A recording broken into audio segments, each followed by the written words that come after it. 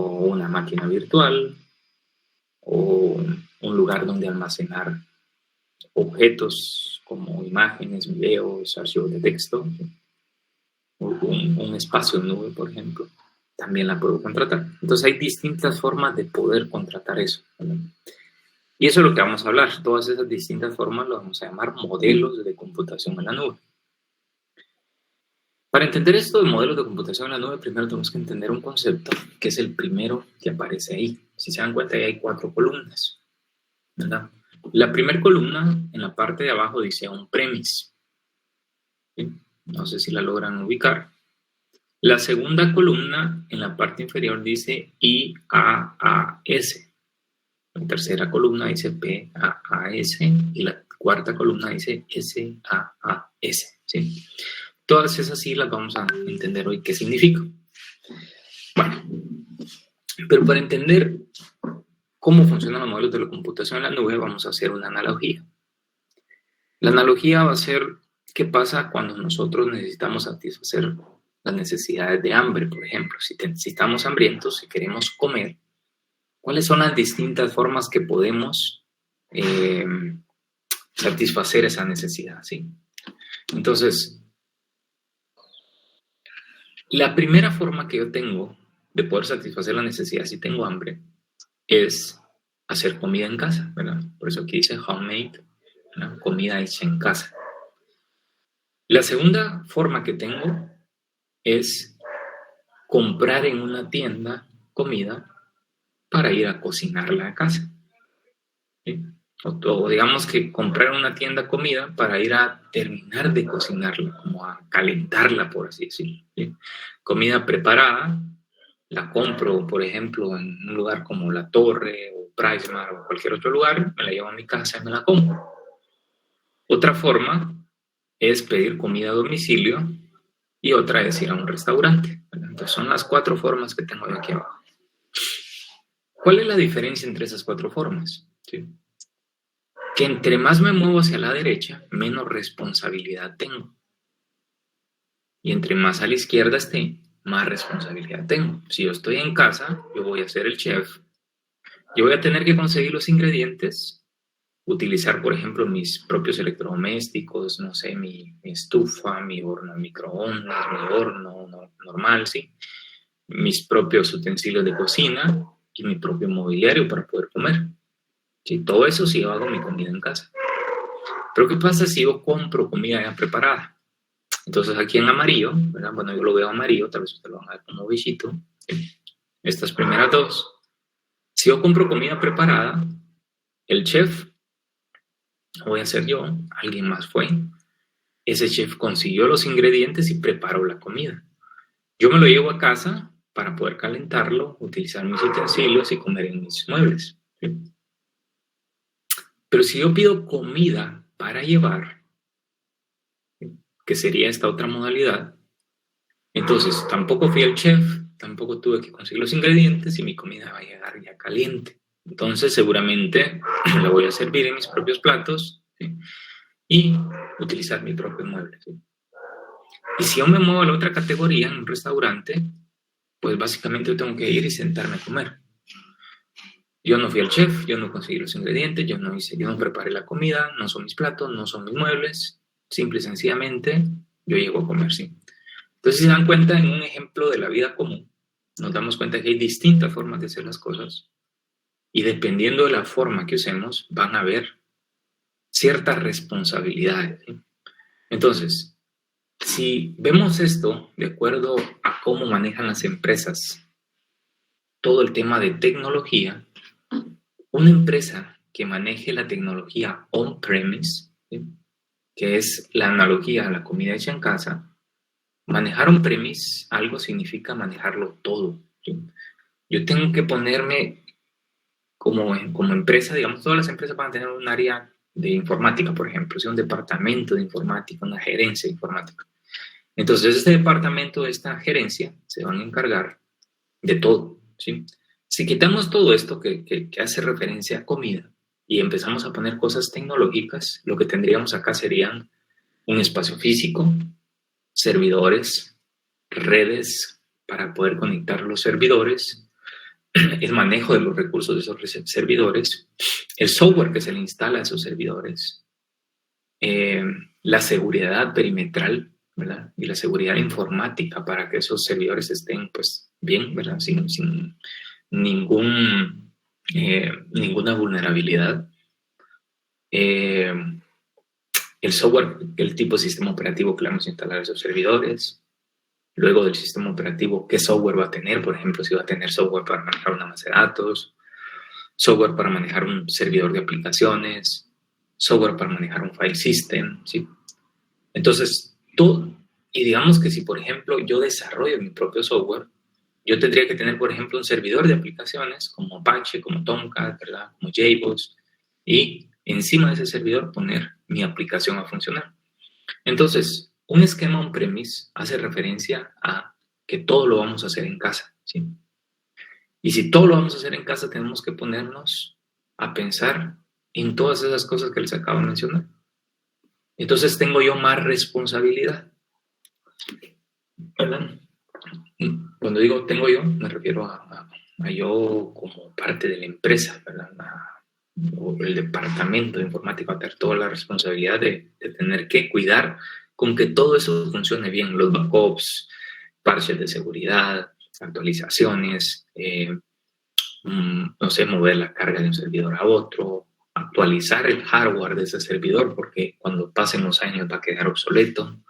Entonces, todo eso lo hacen en casa. A ese esquema de modelo de computación se llama on-premise, ¿verdad? Cuando las empresas manejan todo. Ahora bien, de aquí en adelante, ¿sí? Este IaaS, PaaS y SaaS son modelos de computación en la nube. No, digamos que es un modelo de computación, ¿sí? Yo no le pondría que es en la nube, aunque podría ser, ¿verdad? Porque al final está conectado a Internet.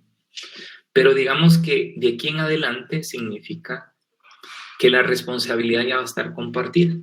En este caso, la responsabilidad es solo parte de lo que yo manejo, por eso es aquí dice you manage, ¿sí? Ahora, a partir de acá empiezan a aparecer colores en amarillo y esta es la responsabilidad de mi proveedor de computación en la nube, ¿sí?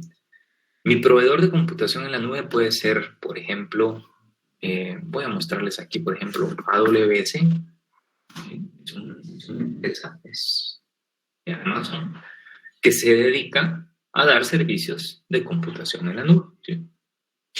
Entonces, Amazon tiene su propio proveedor de servicios. Yo puedo contratarle a AWS una base de datos, una máquina virtual, un espacio de almacenamiento, y puedo contratar un montón de cosas ahí en AWS. Otro proveedor de servicios en la nube es Google Cloud Platform, ¿sí? La nube de Google. Al igual que con Amazon, yo puedo contratar con Google todo lo que les mencioné anteriormente. Otro proveedor es Shure. Shure es el servicio que nos provee Amazon de informática en la nube.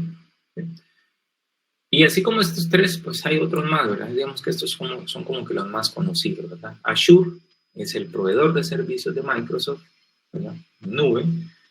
Google Cloud Computing es el proveedor de servicios de Google y AWS es el proveedor de servicios de Amazon. A cualquiera de ellos tres, no son los únicos, yo puedo contratarle servicios en nube.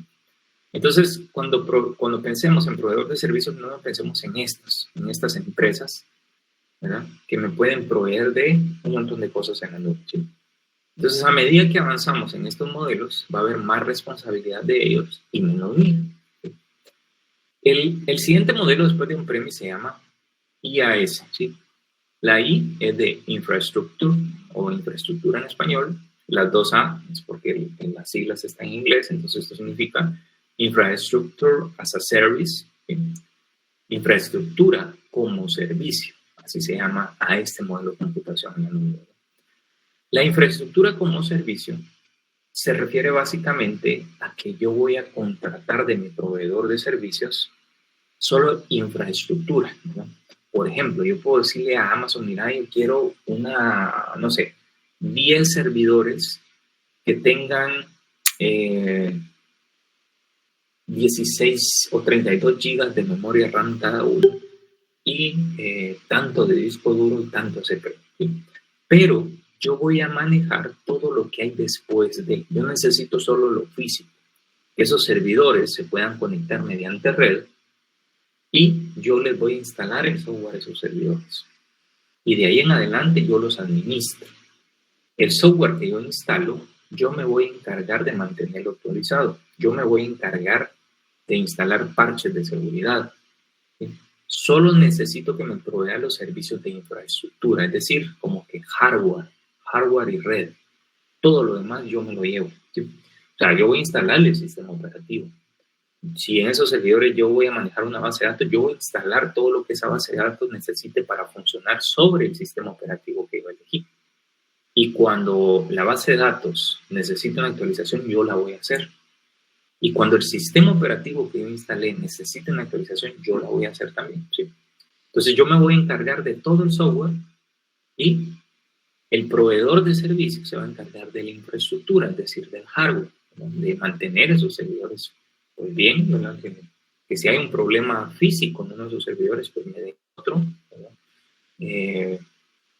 Entonces hay una responsabilidad compartida en donde mi proveedor maneja cierta parte de mi tecnología y yo voy a manejar un poco más, ¿sí?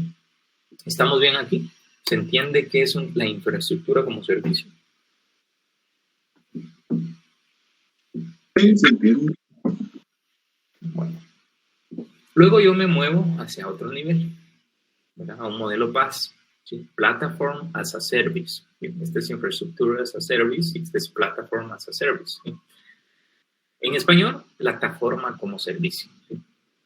La plataforma como servicio, aparte de necesitar lo que ya me provee la infraestructura como servicio, pues le estamos metiendo un poquito más. Cuando hablamos de infraestructura estamos hablando casi que de hardware y cuando estamos hablando de plataforma ya le empezamos a meter ciertas capas de software. ¿Sí? Entonces, ¿cuáles serían esas capas de software? Por ejemplo, yo podría decirle a un proveedor como Amazon que me dé los mismos servidores que mencioné aquí en infraestructura como servicio, con las mismas características, pero adicional, que me los dé ya con un sistema operativo instalado. ¿Sí? Yo quiero que me den, por ejemplo, un sistema operativo Linux instalado en esos servidores, o un sistema operativo Red Hat. ¿Sí? Entonces, ¿qué va a pasar? Cuando ese sistema operativo necesite, por ejemplo, cuando Red Hat lance una actualización por una vulnerabilidad en el sistema operativo de seguridad, entonces Amazon se va a encargar de revisar que esa actualización funcione correctamente en esas máquinas. ¿Sí? Y una vez ya probado, me va a sugerir que yo lo actualice. Pero cuando yo digo sugerir, se refiere a básicamente que me va a dar un advertivo, me va a dar una notificación que dice que es necesario actualizar el software. Y que yo le defina una ventana de tiempo. Por ejemplo, yo puedo decirle, mire, el domingo de 2 a 4 de la mañana haga la actualización. Yo solo elijo esa ventana de tiempo y Amazon se encarga de actualizarme esos sistemas operativos. Adelante, Uber. Esta forma sería como que ya nos brindan soporte, nos agregan el soporte, que no nos dan en la otra estilo de infraestructura. Pero digamos que sí, digamos que no tan especializado, sino que digamos que ya hay cosas de actualizaciones y cositas así más. No sí, tan a fondo. Hay ciertas cosas que empieza a administrar el proveedor. En ese ejemplo que les pongo, en un modelo de infraestructura como servicio o en un modelo on-premise, si surge una vulnerabilidad de seguridad en un sistema operativo, yo sería el encargado de hacer pruebas para migrar o actualizar de una versión de mi sistema operativo a la nueva, ¿verdad? Y validar que todo funcione correctamente, ¿verdad? A nivel sistema operativo. Mientras que en un modelo como plataforma como servicio, eso lo hace Amazon. Entonces ya cuando está todo probado me dice si yo quiero actualizarlo, ¿no? Cuando ellos saben que no me va a dar un problema.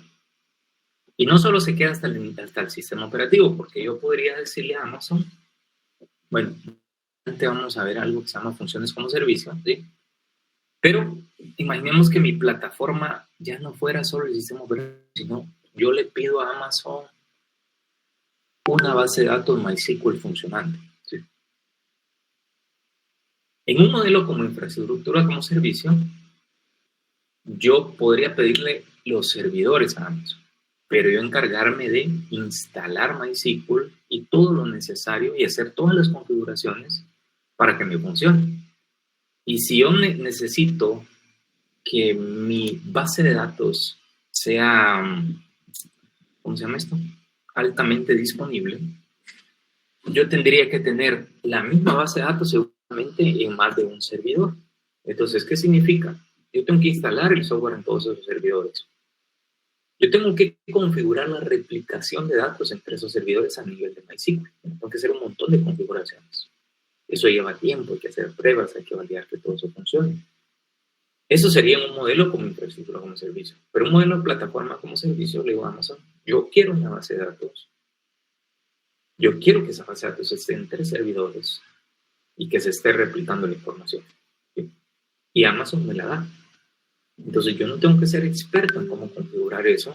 ¿Sí? Necesito tener ciertos conocimientos, ¿no? Porque tampoco es solo de pedir y ya. ¿Sí? Pero yo me ahorro un montón de cosas. ¿Sí? Lo mismo, cuando MySQL lance actualizaciones, no voy a ser yo el encargado de tener que hacer esas actualizaciones. Amazon las valida, las prueba de que todo funciona bien y cuando están listas, solo me notifica para que yo elija una ventana de tiempo en donde esas actualizaciones se puedan instalar. Entonces, mucha de la responsabilidad ya viene siendo del proveedor. Obviamente, entre más avance entre estos modelos, como hay más responsabilidad del proveedor, pues los servicios empiezan a ser un poquito más caros. ¿Sí? Pero se compensan porque si yo lo hiciera de la forma más tradicional, como on-premise o como infraestructura, yo tendría que pagarle a gente experta para que me haga eso. ¿Sí?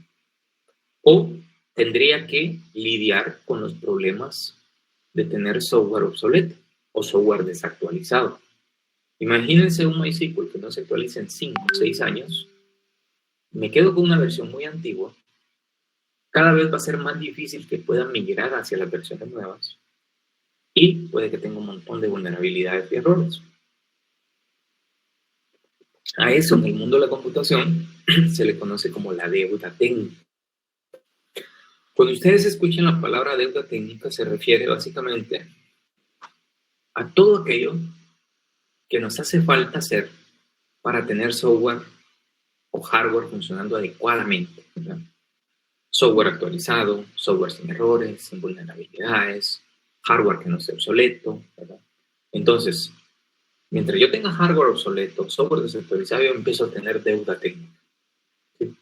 Entonces, un proveedor de servicios de nube me va a ayudar a que muchas de esas actividades ya no las tengan que hacer yo, ¿sí? Porque llevan un montón de tiempo, un montón de conocimientos en un montón de áreas. ¿Verdad? Bueno, ¿estamos bien ahí con plataforma como servicio?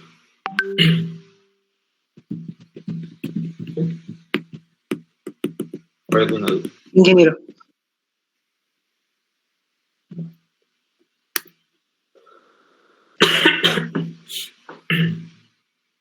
El siguiente eslabón, por así decirlo, es software como servicio.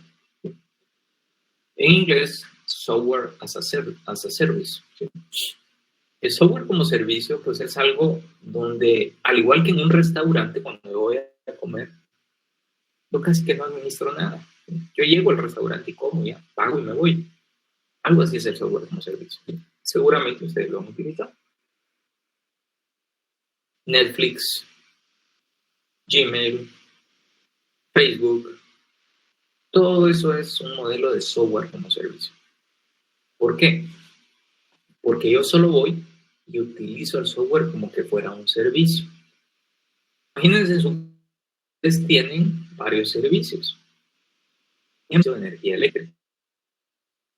Ustedes usan la energía eléctrica, les dan qué tanto usan y al fin de mes tienen que pagar. ¿Sí? Así funciona con esto. Pero los ejemplos que yo les puse pues, son ejemplos tal vez gratis, ¿verdad? Bueno, a excepción de Netflix, ¿verdad? Facebook, pues en teoría es gratis, no pagan ustedes, aunque sí hay un tema ahí de publicidad y que pagan con sus datos y con su atención. Gmail, ¿verdad? La versión que usan, la mayoría es gratis, pero por ejemplo la versión que usan ustedes como estudiantes y yo como catedrático no es gratis, ¿no? Eso le cobran a la universidad para que la universidad pueda darles a ustedes.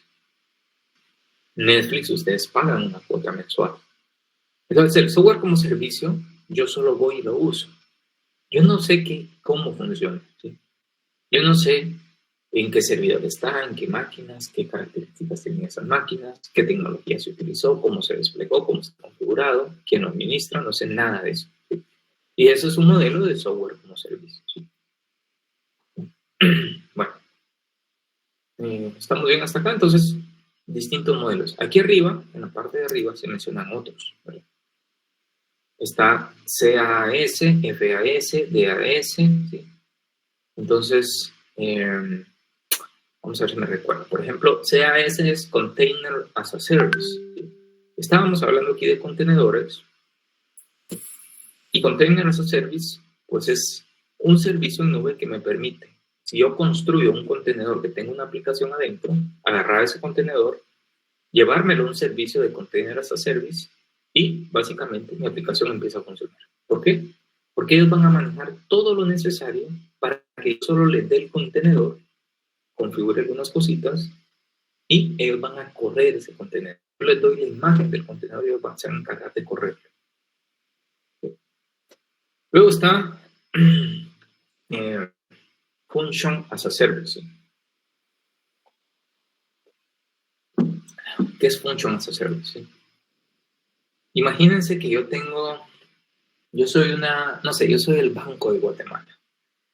Yo tengo que proveerle a la población en general y a cualquier empresa una forma en que si ellos me mandan a preguntar cuál es el cambio del dólar del día de hoy a quetzales, yo les pueda responder.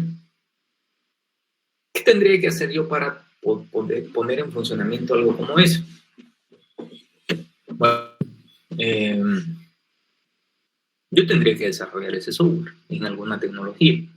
Por ejemplo, en Java, en un servicio web, en .NET, en Python, ¿sí? En cualquier lenguaje de programación o cualquier tecnología. Yo tendría que desarrollar la lógica para que dado un día o una fecha, yo pueda ir a la base de datos o donde tenga guardada la información a consultar cuál tipo de cambio para esa fecha, ¿sí? Y luego responderle a quien me han preguntado. Si yo manejo esto en un premise, yo tendría que tener servidores físicos, base de datos, un servidor de aplicaciones, un sistema operativo y mi servicio ponerlo encima de ese servidor de aplicaciones, por ejemplo, ¿sí? Pero, ¿qué es lo que me brinda un proveedor de servicios de nube? Él me dice, construí tu software, pásame tu código y yo me encargo de que funcione.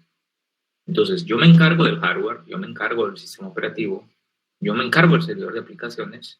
Solo me decís, por ejemplo, si tu código es Python, si tu código es Java, si tu código es .NET, y yo me encargo de aprovisionar todo lo necesario para que ese código funcione, ¿sí? Entonces, no te preocupes por nada más que el código. Una vez lo tengas, me lo das y yo lo hago funcionar, ¿sí?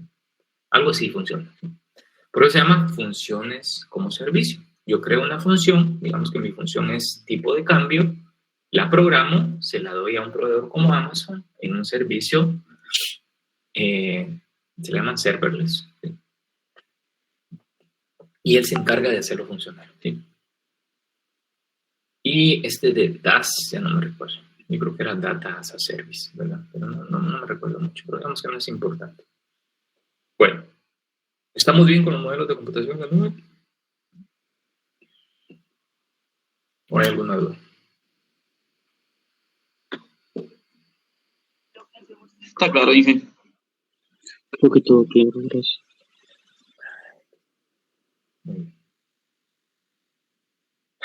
Seguramente sí.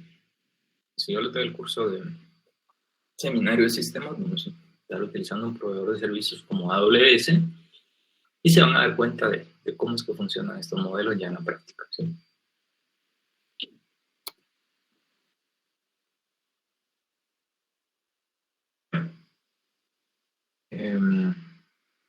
Vamos a hacer una pequeña pausa, ¿sí? Necesito ir a refrescarme la garganta. Vamos a hacer una pausa. Vamos a platicar un poquito del parcial después de esa pausa. Y vamos a hablar de lo que no va a entrar. Por ejemplo, todo esto que está de aquí en adelante no entra en su parcial. Si son curiosos, si quieren saber más de la arquitectura de microservicios, pues pueden leer estas presentaciones de aquí en adelante, pero no es algo que va a entrar en su parcial, ¿sí? Es algo que necesitamos como conocer un poquito más a fondo si quisiéramos implementar una arquitectura de microservicios, llevarlo a la práctica, ¿sí? Ahorita estamos todavía en la teoría. Te voy a hacer una pausa de unos 5 minutos, volvemos a las 9:41 y continuamos con la clase, ¿sí?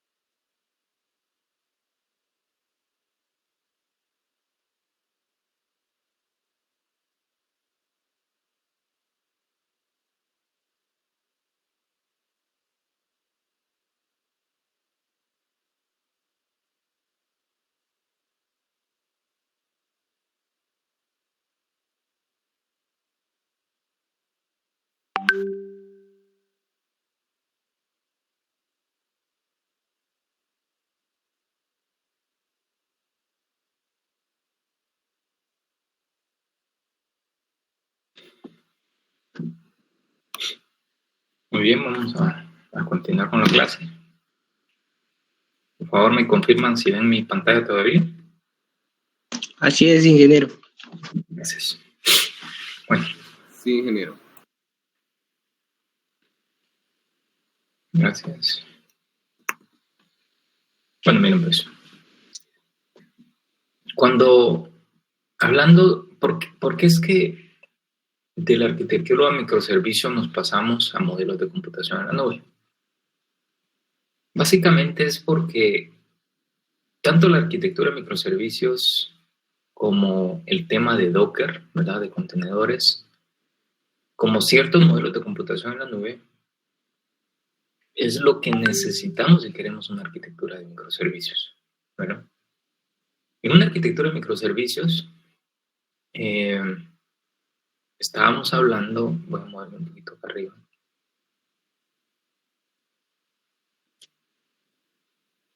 En que, por ejemplo, una aplicación que antes la teníamos acoplada, ¿verdad? Los componentes estaban muy acoplados, significa que dependen unos de otros, ¿sí?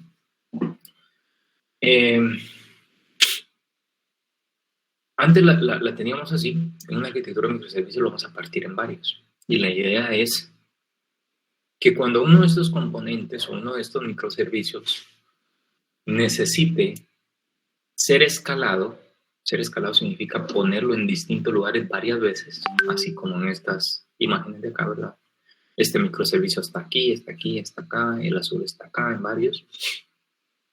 Entonces, estamos hablando de que varias porciones de código que se dedican a una cosa en particular o una cosa muy específica van a tener que estarse levantando a cada rato. Por ejemplo, si esto fuera Amazon, mi catálogo, necesito yo escalarlo, seguramente lo voy a escalar 100, 200, 1000 veces. O sea, ¿cómo le hago para manejar eso? Primero, la arquitectura o el tener las aplicaciones en contenedores van a hacer que un contenedor va a tardar un par de segundos en levantarse, mientras que una máquina virtual va a tardar un par de minutos. Entonces, si yo tengo que levantar 1000 contenedores, pues va a llevar su tiempo, pero si lo comparamos con 1000 máquinas virtuales, va a ser mucho más rápido. Bueno, pero manejar contenedores no es sencillo. Entonces, algunos modelos de computación en la nube, como por ejemplo Container as a Service, me permiten que yo pueda manejar cientos o miles de contenedores sin necesidad de preocuparme mucho qué hay debajo de ellos. Entonces, todo esto está ligado. Bueno, el manejar una arquitectura de microservicios on-premise es un tema muy complejo que puede llegar a hacerse, pero necesita muchas configuraciones y mucho software funcionando adecuadamente. Entonces, usarlo con un proveedor de servicios de nube, contenerizar los microservicios, pues es una forma más sencilla de poder hacerlo funcionar, ¿sí? Pero cuando hablamos de microservicios tenemos que tener cuidado. Un microservicio tiene que tener un tamaño adecuado, tiene que ser escalable, repetible, flexible y de ubicación transparente. Tamaño adecuado significa que yo no voy a estar creando un microservicio cada vez que yo necesite ir a una tabla de base de datos, por ejemplo. No. Un microservicio tiene que manejar una lógica que puede ser desacoplada de otra parte de la aplicación. Por ejemplo, el catálogo, del carrito de compras, el microservicio de productos recientemente comprados o de productos relacionados, ¿verdad? Son distintas cosas que pueden separarse. Entonces tenemos que tener cuidado de darle el tamaño adecuado, ¿verdad? Para que puedan ser escalables y repetibles, porque si los vamos a escalar necesitamos que pues el mismo componente lo pueda repetir 100, 200, 1000 veces, las veces que necesite, ¿sí? Flexibles, elásticos, significa que puedan crecer y decrecer. Y de ubicación transparente es que, aunque yo tenga un microservicio funcionando o 1000 de ellos, la ubicación para quien necesite consumirlo sea transparente.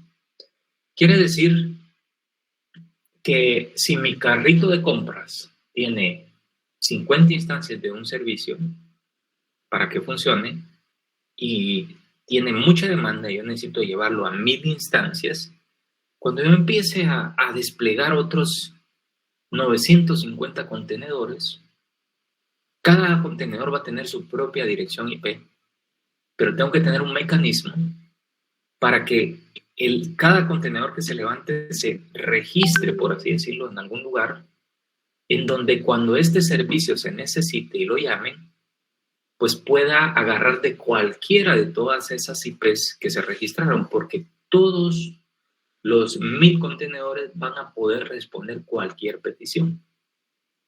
Entonces, las peticiones que vienen se empiezan a balancear, ¿verdad? Si hay 50,000 usuarios y 1000 contenedores, se deberían de balancear 50 cada contenedor para que cada uno de ellos pues atienda esas 50 peticiones, ¿sí? Bueno, aquí hay una explicación de todo esto, ¿sí? Ustedes pueden leerlo. Luego, en la presentación van a encontrar los patrones de una arquitectura de microservicio. En este curso vamos a hablar mucho de patrones. Después del primer parcial vamos a hablar de patrones de diseño. Estos se llaman patrones de arquitectura o patrones arquitectónicos, ¿verdad? Un patrón arquitectónico es un concepto que captura elementos esenciales de una arquitectura de software. En este caso, cada patrón tiene pues un nombre, en este caso Core Development, Routing, Client Resiliency, Security, Logging and Tracing, Build and Deployment, ¿sí? Esos son los nombres de esos patrones. Pero ¿qué significa cada patrón? Lo van a poder encontrar acá. Por ejemplo, en el patrón Core Development van a encontrar que un microservicio necesita de 1, 2, 3, 4, 5 cosas distintas, ¿verdad? Hablando de este patrón. 1. La granularidad en los servicios. 2. ¿Cuál va a ser el protocolo de comunicación entre servicios? 3. ¿Cómo va a ser el diseño de la interfaz para un servicio? 4. ¿Cómo vamos a administrar la configuración del microservicio? Y 5. ¿Cómo vamos a procesar eventos? ¿Sí? Entonces, este patrón cubre estas 5 cosas. Y estas 5 cosas están explicadas acá. Luego del patrón Core Development viene el de Routing. Entonces ese patrón está explicado acá. ¿Sí? Luego viene el de Client Resiliency, Security, Laying and Tracing, Build and Deployment. ¿Sí? Y luego, por último, van a encontrar qué tecnología existe para poder cubrir cada uno de esos patrones. Esto no entra en el examen, nada de esto. ¿Sí? Entonces no voy a detenerme mucho. Si son curiosos, ¿verdad? Si quieren aprender por lo menos algunos conceptos relacionados, pueden leer esto. ¿Sí? Esto está la presentación está un poquito más diseñada para entender qué es la arquitectura de microservicios y a su vez poder llevar a una implementación, ¿verdad?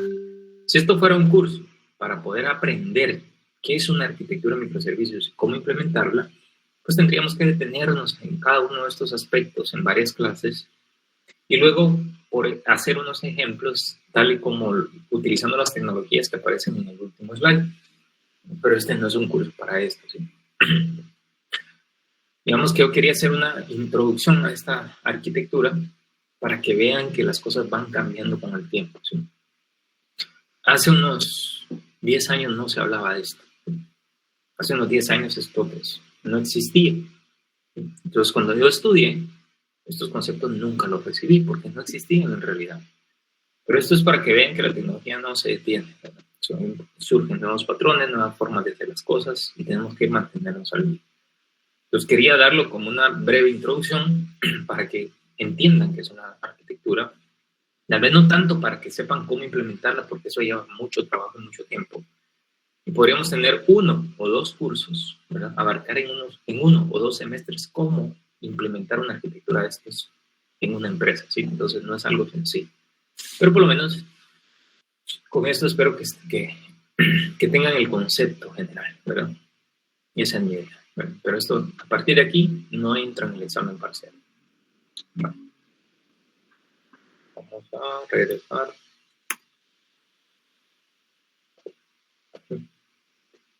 Bueno, entonces, de esta presentación, nos quedamos hasta los modelos de computación en la nube.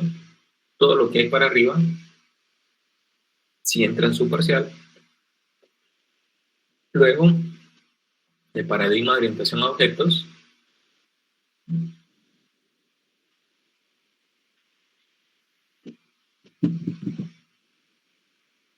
Entra todo esto, ¿sí? En una especie de índice acá. Y vimos todo esto, clase, abstracciones, encapsulamiento, herencia y polimorfismo. Relaciones de clases, y ya no va a entrar. ¿Sí? Entonces, esto está casi que al final de la presentación, ¿no?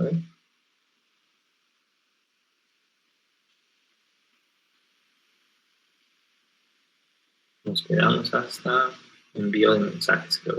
¿Sí? De aquí donde dice relaciones en adelante, tampoco entra en su primer parcial. Eso es algo que vamos a ver más adelante porque vamos a tratar el tema de UML. ¿Alguna duda del contenido de su parcial entonces, jóvenes?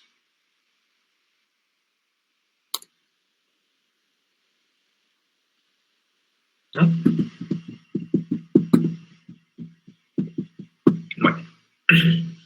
¿Cómo viene su parcial? Viene una serie de preguntas teóricas basadas en estas 2 presentaciones. Creo que son 10 puntos de eso.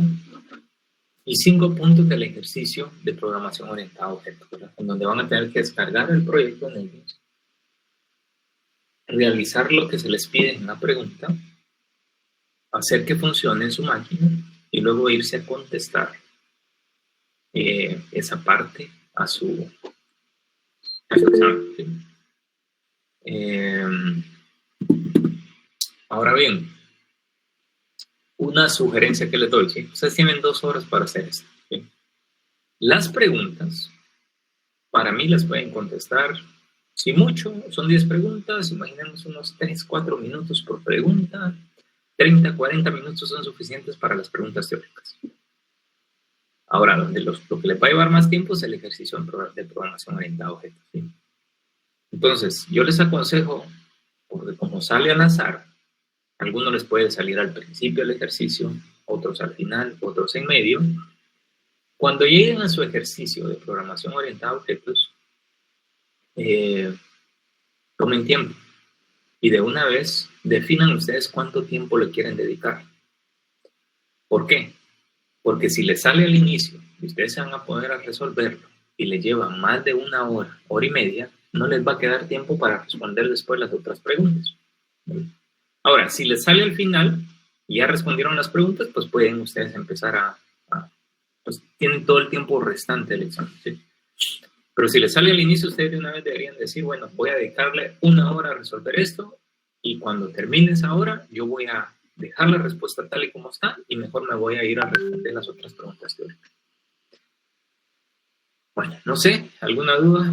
Porque ya con eso estaríamos finalizando la clase de hoy. Vamos a terminar un poquito antes para que tengan una hora para prepararse para su siguiente parcial y que estén tranquilos a la hora de iniciar, ¿sí? ¿Alguna duda antes de finalizar? No, por el momento no. Ninguna, pero la misma metodología para el examen, ¿verdad? La clase pasada, cabal, que eran por líneas y dependiendo de los... Sí, solo que ahora no van a tener que subir ¿cómo se llama? El pantallazo, sino que si ustedes lo resuelven en NetBeans, en su computadora, ustedes van a tener que ver cómo lo resolvieron, regresan a la pregunta, y en la pregunta lo que va a hacer está toda como que la clase de código. Hay una línea, pero la línea, o sea, hay una instrucción, por ejemplo, dice system.out.println, y entre paréntesis les va a aparecer un combo con todas las posibles respuestas que pueden poner en ese system.out.println, ¿sí? Entonces, digamos, de esa lista de combo van a tener que seleccionar la opción que ustedes fueron las que pusieron a la hora de resolver su problema en NetBeans, ¿sí? Esa es la diferencia, ¿sí? La otra diferencia creo que es que sí se pueden usar opciones repetidas. Por ejemplo, si yo pongo que una opción es, no sé, helicóptero.getVelocidad, puede ser que esa opción la use en una instrucción arriba y en una instrucción abajo, es decir, la puedo usar 2 veces. ¿No? Pero en las instrucciones va a estar, si pueden usar más de una instrucción, si la pueden usar una o varias veces, ¿sí? Porque yo creo que en el ejemplo que les había mandado, digamos que si ustedes usaban una instrucción arriba, ya no la podían usar abajo, ¿sí? Pero en el examen parcial sí se puede. ¿No? Pero por favor lean bien las instrucciones de ese ejercicio, no debería darles problemas, ¿sí? Y es muy similar al que trabajamos, en el sentido de que las clases se parecen mucho. Bueno, entonces, siguiente fin de semana, de 9 a 11, ustedes entran a la plataforma y resuelven su examen parcial. No hay clases, ¿verdad? O sea, no se tienen que conectar a esta sesión, ¿verdad? Obviamente sí van a haber clases de sus otros cursos, pero de este no. Entonces, yo les deseo que pasen un feliz fin de semana y cualquier cosa, ahí está el grupo de WhatsApp, está mi correo electrónico por si tienen dudas. Muchas gracias, ingeniero. Gracias, Inge. Gracias, Inge. Gracias, Inge, te cuida. Muchas gracias, ingeniero. Feliz fin de semana.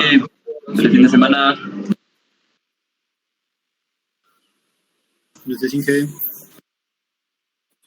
Bendiciones, Inge. Igualmente. Ingeniero. ¿Sí? Bueno, queda cuando todo salga, no sé, puede regalar unos 2 minutos de su tiempo. Muy bien, Brian.